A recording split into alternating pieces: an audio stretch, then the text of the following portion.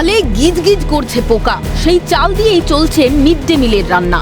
শিশুদের মুখের গ্রাস নিয়েও এত গড়িমসি। পাতে পুষ্টির সঙ্গে স্কুল ছুট কমাতে চালু হয়েছিল মিড ডে মিল, কিন্তু সেই পুষ্টির যে কি হাল তার ছবি প্রায়ই উঠে এসেছে। পোকা ধরা নোংরা পচা চালে মিড ডে মিল রান্না হয়।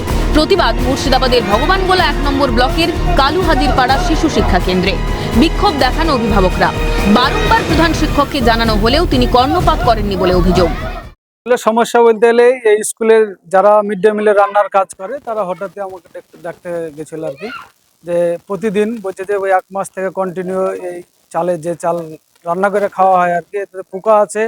তারপরে একবারে নিম্নমানের চাল যেটা আর কি খাওয়ার অযোগ্য আর কি, এই চালই মাস্টার দেয় প্রতিদিন। ওরা বারণ করলেও এই চাল মানে নিয়ম মতোই দেয় মাস্টার।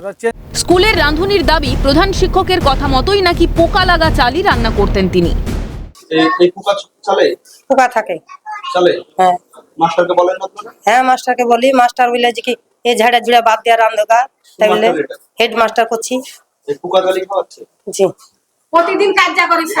কি নাম আপনার? আমার নাম শিল্পী।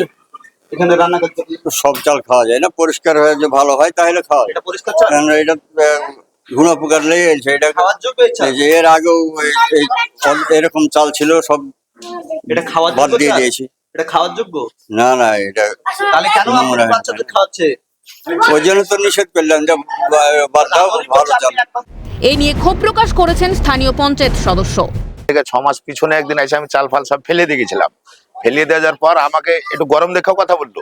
সেদিন থেকে আসি না, তো আমার 5-7 দিন থেকে বলছে যারা রান্না করে যে আপনি গ্রামের মেম্বার, আপনি একটু স্কুলে আসেন। তো আজকে আমি স্কুলের সামনে দিয়ে যাচ্ছি, তো আমাকে একজন ডাইকা বলছে যে আইসো চালগুলো দেখবে। তো আইসা দেখছি যে চাল অতিরিক্ত ঘোড়া পোকা খাওয়ার যোগ্য চাল নাই। সমস্যা সামনে আসে, রাজনীতির তরজা চলছে, কিন্তু তাতে সমস্যার সমাধান হচ্ছে কই? কারণ এই ঘটনা তো প্রথম নয়।